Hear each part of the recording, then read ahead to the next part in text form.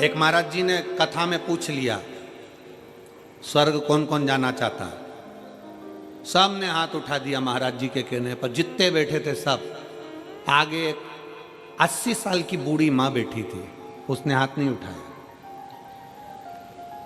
महाराज जी ने 80 साल की बूढ़ी मां से पूछा, माता जी आप स्वर्ग जाना नहीं चाहती? माता जी बोली नहीं। क्यों? महाराज जी मैं स्वर्ग जाके क्या करूंगी?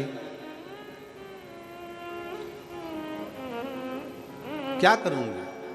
अगर मेरी ये पड़ोसन सुधर जाए ना तो मेरा मोहल्ला वैसे ही स्वर्ग हो जाए। स्वर्ग हमारे नजदीक में, स्वर्ग हमारे घर में, स्वर्ग हमारे परिवार में, स्वर्ग हमारे अपने कुल के अंदर, अपने घर के अंदर, अपने परिवार में स्वर्ग समाया हुआ है। बस मीठी वाणी से स्वर्ग है, मीठे शब्दों से स्वर्ग है। लड्डू बनाया तिल्ली का, गजक बनाई तिल्ली की, खूब शक्कर मिलाई, खूब गुड़ मिलाया, खूब प्रेम से तुमने लड्डू बनाया। पर कई कई घर ऐसे हैं कि लड्डू बनाने में भी कड़वी वाणी का प्रयोग हो जाता है। लड्डू तो बन रहा है पर आपस में इतना झगड़ा चल रहा है कि लड्डू में भी वो वाणी का असर आ गया। जिसने खाया खाते सी गालियां देना चालू, ट्रांसफर हो गया, लड्डू में ही गाली ट्रांसफर हो गई।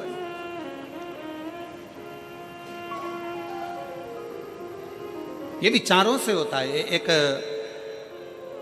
राजा को रात भर नींद नहीं आती थी, बड़ा बेचैन रहता था, बड़ा बेचैन।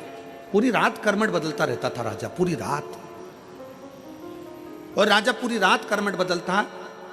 20 दिन हो गए, 1 महीना हो गया, 1.5 महीना हो गया, 2 महीना हो गया, राजा करमट पे करमट बदलता, नींद नहीं आती, बेचैनी होती। राजा को सपने में लगता कि मेरे राजमहल में से पानी टपक रहा है, राजा को लगता कि कोई रो रहा है, राजा को लगता कि कोई अंदर से पुकार रहा है। राजा अपने गुरुजी के पास गया, गुरुदेव मुझे समझ में नहीं आता कि मैं राजा हूं, नगर का राज्य मेरे पास में है, पर समझ में नहीं आता कि मुझे लगता है कि मेरे महल टूट गया, उसमें से पानी टपक रहा है, अंदर से कोई रो रहा है। भोजन करता हूं, चित्त नहीं लगता, बेचैनी होती है, अंदर से बहुत बेचैन हूं। गुरुजी ने पूछा घर में सब ठीक तो हैं? हाँ राजघराने में तो सब ठीक है, पर मुझे ऐसा क्यों हो रहा है? तुम्हारे राजघराने में रानी को भी ऐसा हो रहा है? तो कहा रानी भी अगर भोजन करती है तो चिड़चिड़ करती है, गुस्सा करती है, बेचैन रहती है, बात नहीं करती, बहुत टेंशन में दिखती है, डिप्रेशन में पड़ी रहती है। बच्चों के साथ भी यही प्रॉब्लम हो रहा है। महाराज गुरुजी आप बताओ क्या करें? राजा ने कहा कि मैं कल तुम्हारे महल में पहुंचूंगा। राजा महल में गया, जहां भोजन बन रहा था, उस भोजन बनाने वाली माँ से एक स्त्री भोजन बना रही थी, उस स्त्री के पास राजा गया और इस स्त्री से पूछा, बहन इधर आओ। हाँ महाराज जी, दंडवत प्रणाम। महाराज ने पूछा, ब्राह्मण देवता ने, गुरुजी ने पूछा स्त्री से, तुम्हारा घर कैसा है? अरे महाराज पूछो मत ही, बारिश आ रही है ना, बारिश में इतना टेंशन है मुझको, मेरे घर में जगह जगह से पानी टपकता रहता है, बर्तन लगा लगा कर आती हूँ, बच्चे बिलखते रहते हैं, रात भर मुझे नींद नहीं आती, मैं बेचैन रहती हूँ, अपने आप को बहुत कोसती हूँ कि कहाँ का जन्म ले लिया, परिवार भी मेरा ऐसे रोते रोते निकल रहा है। बस गुरु ने समझ लिया। गुरुजी ने राजा से कहा, एक काम करो, इस भोजन बनाने वाली का मकान बनवाओ, इस भोजन बनाने वाली का मकान बनवाओ, इस भोजन बनाने वाली के लिए व्यवस्था अच्छी कर दो, फिर देखते हैं क्या होता है। भोजन बनाने वाली का मकान बन गया, व्यवस्था अच्छी हो गई, बच्चों को कपड़े मिल गए, आभूषण मिल गए, भोजन मिल गया। अब भोजन बनाने वाली ने जब भोजन बनाना प्रारंभ करा, राजा उस दिन से खुश रहने लगा, रानी उस दिन से खुश रहने लगी। बड़े दोनों आपस में बैठते बातचीत करते, बड़े प्रसन्न दिखते, चेहरे पर रौनक आ गई, रंगत आ गई, डिप्रेशन समाप्त, नींद जो चिड़चिड़ापन था वो समाप्त हो गया, जो पूरी रात की नींद चली गई थी वो अच्छी से नींद आने लगी। गुरुजी से पूछा, गुरुदेव ऐसा क्या हुआ? हमने तो केवल भोजन बनाने वाली का मकान बनवाया, हमने तो केवल भोजन बनाने वाली का बच्चों के लिए व्यवस्था करी और हमारे को बेचैनी मिट गई। गुरुजी ने कहा, जो भोजन बना रही थी वो दिन भर टेंशन में रे रे कर आटा उसनती है, सब्जी काटती है, सब्जी बगाड़ती है, और इतना टेंशन लेकर उसने भोजन बनाया, वो टेंशन खाने के माध्यम से तेरे शरीर के अंदर चले गया और वो चिंता तुझे खाने लगी। वो सुखी हो गई, तू सुखी हो गया। हमारा घर हमारा स्वर्ग है। घर में बहू भोजन बनाने वाली, घर में काम करने वाला व्यक्ति, घर में रहने वाला व्यक्ति, हमें अपना घर ऐसा नहीं बनाना कि झाड़ू लगाने वाली आई वो पूरे मोहल्ले का टेंशन हमारे घर में छोड़कर चली गई, बर्तन वाली आई वो पूरे मोहल्ले का टेंशन हमारे घर में छोड़कर चली गई, वो सब्जी भोजन बनाने वाले आया हमारे घर में पूरा टेंशन देकर चले गया। भोजन बनाने वाले से भी बात करो तो ऐसी बात करना भैया प्रसन्न चित्त में भोजन बनाना, मुसद्दी लाल जैसे नहीं। आंख में से आंसू झड़ रहा है, चेहरा उतरा पड़ा है और आटा उसन रही है और अंदर से अपने आप को कोस रही है और वही रोटी किसी ने खाई है और उसका चित्त नहीं लग रहा। इसलिए शिव महापुराण की कथा कहती है घर की बहू, घर की बेटी, घर की माता, घर में रहने वाली जितनी माताएं, तुम्हारे घर में बर्तन मांजने वाले 50 आए, तुम्हारे घर में झाड़ू लगाने वाले 50 आए, तुम्हारे घर में काम करने वाले 50 आए, पर जब आटा उसना जाए, जब रोटी बनाई जाए तो घर की माँ, घर की बेटी, घर की बहू उसको प्रसन्न चित्त में बनाए तो रोटी खाने वाले अपने आप खाएंगे तो घर से क्लेश समाप्त हो जाएगा, चिड़चिड़पन समाप्त हो जाएगा, डिप्रेशन समाप्त हो जाएगा। एक महाराज जी ने कथा में पूछ लिया स्वर्ग कौन कौन जाना चाहता है, सब ने हाथ उठा दिया महाराज जी के कहने पर, जितने बैठे थे सब। आगे 80 साल की बूढ़ी माँ बैठी थी, उसने हाथ नहीं उठाया। महाराज जी ने 80 साल की बूढ़ी माँ से पूछा, माता जी आप स्वर्ग जाना नहीं चाहती? माता जी बोली नहीं। क्यों? महाराज जी मैं स्वर्ग जाके क्या करूंगी? क्या करूंगी? अगर मेरी ये पड़ोसन सुधर जाए ना तो मेरा मोहल्ला वैसे ही स्वर्ग हो जाए। स्वर्ग हमारे नजदीक में, स्वर्ग हमारे घर में, स्वर्ग हमारे परिवार में, स्वर्ग हमारे अपने कुल के अंदर, अपने घर के अंदर, अपने परिवार में स्वर्ग समाया हुआ है। बस मीठी वाणी से स्वर्ग है, मीठे शब्दों से स्वर्ग है। लड्डू बनाया तिल्ली का, गजक बनाई तिल्ली की, खूब शक्कर मिलाई, खूब गुड़ मिलाया, खूब प्रेम से तुमने लड्डू बनाया। पर कई कई घर ऐसे हैं कि लड्डू बनाने में भी कड़वी वाणी का प्रयोग हो जाता। लड्डू तो बन रहा है पर आपस में इतना झगड़ा चल रहा है कि लड्डू में भी वो वाणी का असर आ गया। जिसने खाया खाते सी गालियां देना चालू, ट्रांसफर हो गया, लड्डू में ही गाली ट्रांसफर हो गई।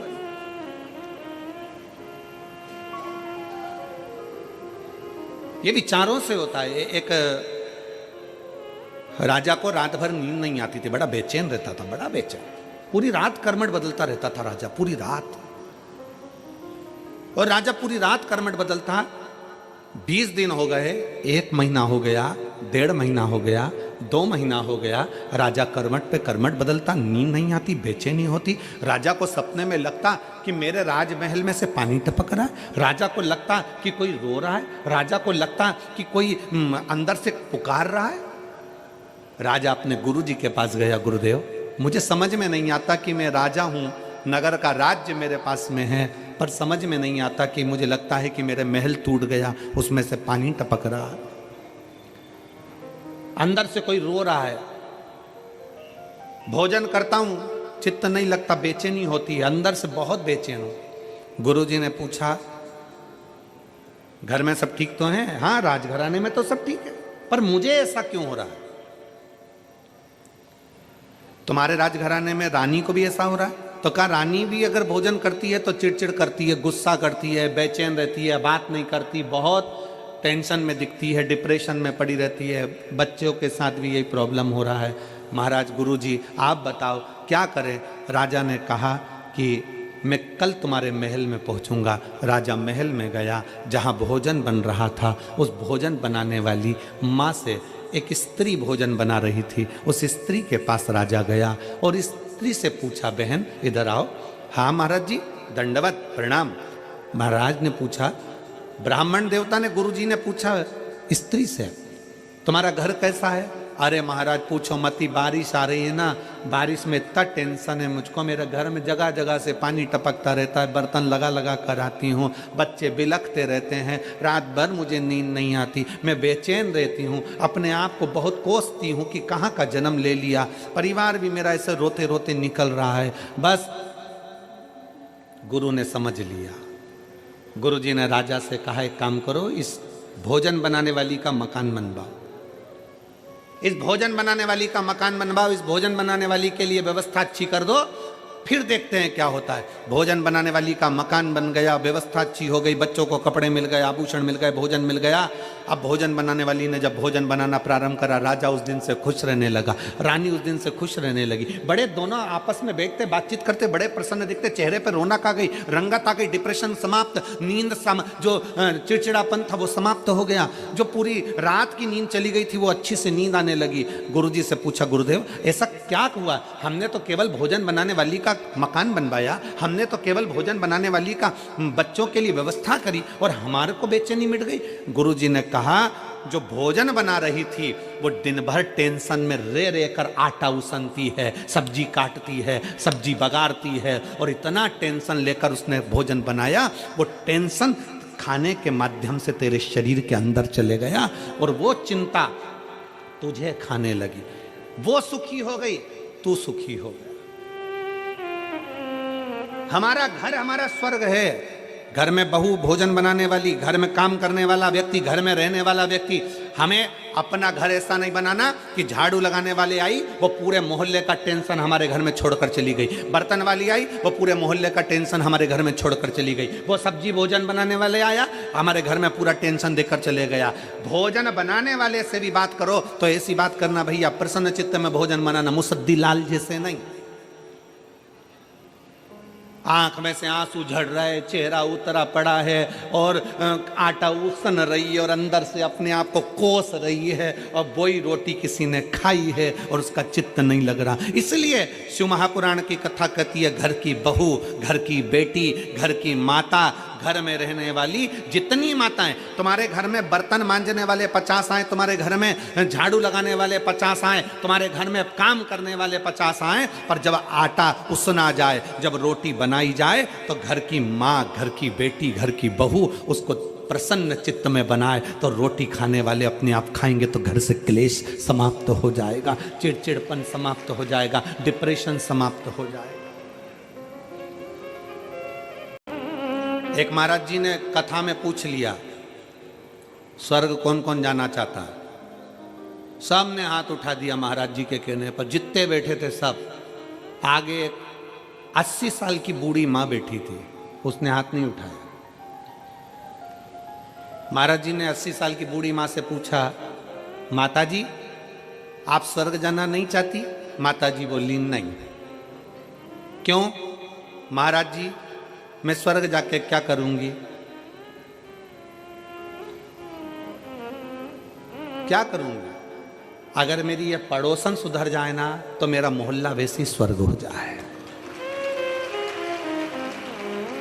स्वर्ग हमारे नजदीक में, स्वर्ग हमारे घर में, स्वर्ग हमारे परिवार में, स्वर्ग हमारे अपने कुल के अंदर, अपने घर के अंदर, अपने परिवार में स्वर्ग समाया हुआ है। बस मीठी वाणी से स्वर्ग है, मीठे शब्दों से स्वर्ग है।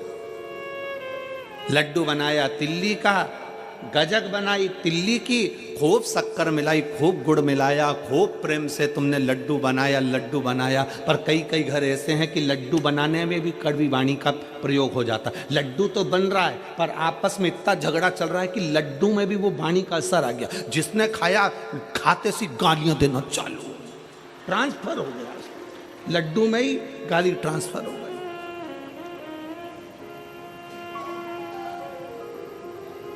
ये विचारों से होता है। एक राजा को रात भर नींद नहीं आती थी, बड़ा बेचैन रहता था, बड़ा बेचैन, पूरी रात कर्मठ बदलता रहता था राजा, पूरी रात। और राजा पूरी रात कर्मठ बदलता। 20 दिन हो गए, 1 महीना हो गया, 1.5 महीना हो गया, 2 महीना हो गया, राजा कर्मठ पे कर्मठ बदलता, नींद नहीं आती, बेचैनी होती। राजा को सपने में लगता कि मेरे राजमहल में से पानी टपक रहा है, राजा को लगता कि कोई रो रहा है, राजा को लगता कि कोई अंदर से पुकार रहा है। राजा अपने गुरुजी के पास गया, गुरुदेव मुझे समझ में नहीं आता कि मैं राजा हूँ, नगर का राज्य मेरे पास में है, पर समझ में नहीं आता कि मुझे लगता है कि मेरे महल टूट गया, उसमें से पानी टपक रहा है, अंदर से कोई रो रहा है। भोजन करता हूं, चित्त नहीं लगता, बेचैनी होती है, अंदर से बहुत बेचैन हूं। गुरुजी ने पूछा, घर में सब ठीक तो है? हाँ, राजघराने में तो सब ठीक है, पर मुझे ऐसा क्यों हो रहा है? तुम्हारे राजघराने में रानी को भी ऐसा हो रहा है? तो कहा रानी भी अगर भोजन करती है तो चिड़चिड़ करती है, गुस्सा करती है, बेचैन रहती है, बात नहीं करती, बहुत टेंशन में दिखती है, डिप्रेशन में पड़ी रहती है। बच्चों के साथ भी यही प्रॉब्लम हो रहा है। महाराज गुरुजी आप बताओ क्या करें?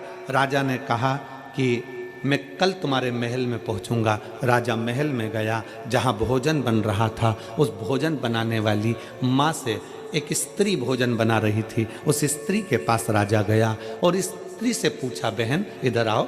हाँ महाराज जी, दंडवत प्रणाम। महाराज ने पूछा, ब्राह्मण देवता ने, गुरुजी ने पूछा स्त्री से, तुम्हारा घर कैसा है? अरे महाराज पूछो मती, बारिश आ रही है ना, बारिश में इतना टेंशन है मुझको, मेरे घर में जगह जगह से पानी टपकता रहता है, बर्तन लगा लगा कर आती हूँ, बच्चे बिलखते रहते हैं, रात भर मुझे नींद नहीं आती, मैं बेचैन रहती हूँ, अपने आप को बहुत कोसती हूँ कि कहाँ का जन्म ले लिया, परिवार भी मेरा ऐसे रोते रोते निकल रहा है। बस गुरु ने समझ लिया।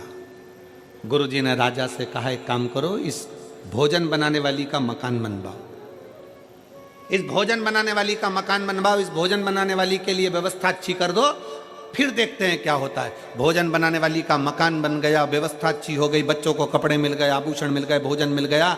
अब भोजन बनाने वाली ने जब भोजन बनाना प्रारंभ करा, राजा उस दिन से खुश रहने लगा, रानी उस दिन से खुश रहने लगी। बड़े दोनों आपस में बैठते बातचीत करते, बड़े प्रसन्न दिखते, चेहरे पर रौनक आ गई, रंगत आ गई, डिप्रेशन समाप्त, नींद जो चिड़चिड़ापन था वो समाप्त हो गया, जो पूरी रात की नींद चली गई थी वो अच्छी से नींद आने लगी। गुरुजी से पूछा, गुरुदेव ऐसा क्या हुआ? हमने तो केवल भोजन बनाने वाली का मकान बनवाया, हमने तो केवल भोजन बनाने वाली का बच्चों के लिए व्यवस्था करी और हमारे को बेचैनी मिट गई। गुरुजी ने कहा, जो भोजन बना रही थी वो दिन भर टेंशन में रे कर आटा उसनती है, सब्जी काटती है, सब्जी बगाड़ती है, और इतना टेंशन लेकर उसने भोजन बनाया, वो टेंशन खाने के माध्यम से तेरे शरीर के अंदर चले गया और वो चिंता तुझे खाने लगी। वो सुखी हो गई, तू सुखी हो गया। हमारा घर हमारा स्वर्ग है। घर में बहू भोजन बनाने वाली, घर में काम करने वाला व्यक्ति, घर में रहने वाला व्यक्ति, हमें अपना घर ऐसा नहीं बनाना कि झाड़ू लगाने वाले आई वो पूरे मोहल्ले का टेंशन हमारे घर में छोड़कर चली गई, बर्तन वाली आई वो पूरे मोहल्ले का टेंशन हमारे घर में छोड़कर चली गई, वो सब्जी भोजन बनाने वाले आया हमारे घर में पूरा टेंशन देकर चले गया। भोजन बनाने वाले से भी बात करो तो ऐसी बात करना, भैया प्रसन्न चित्त में भोजन बनाना, मुसद्दी लाल जैसे नहीं। आंख में से आंसू झड़ रहा है, चेहरा उतरा पड़ा है और आटा उसन रही है और अंदर से अपने आप को कोस रही है और वही रोटी किसी ने खाई है और उसका चित्त नहीं लग रहा। इसलिए शिव महापुराण की कथा कहती है, घर की बहू, घर की बेटी, घर की माता, घर में रहने वाली जितनी माताएं, तुम्हारे घर में बर्तन मांजने वाले 50 आए, तुम्हारे घर में झाड़ू लगाने वाले 50 आए, तुम्हारे घर में काम करने वाले 50 आए, पर जब आटा उसना जाए, जब रोटी बनाई जाए तो घर की माँ, घर की बेटी, घर की बहू उसको प्रसन्न चित्त में बनाए तो रोटी खाने वाले अपने आप खाएंगे तो घर से क्लेश समाप्त हो जाएगा, चिड़चिड़पन समाप्त हो जाएगा, डिप्रेशन समाप्त हो जाएगा। एक महाराज जी ने कथा में पूछ लिया, स्वर्ग कौन कौन जाना चाहता है? सब ने हाथ उठा दिया महाराज जी के कहने पर, जितने बैठे थे सब। आगे 80 साल की बूढ़ी माँ बैठी थी, उसने हाथ नहीं उठाया। महाराज जी ने 80 साल की बूढ़ी माँ से पूछा, माता जी आप स्वर्ग जाना नहीं चाहती? माता जी बोली नहीं। क्यों? महाराज जी मैं स्वर्ग जाके क्या करूंगी?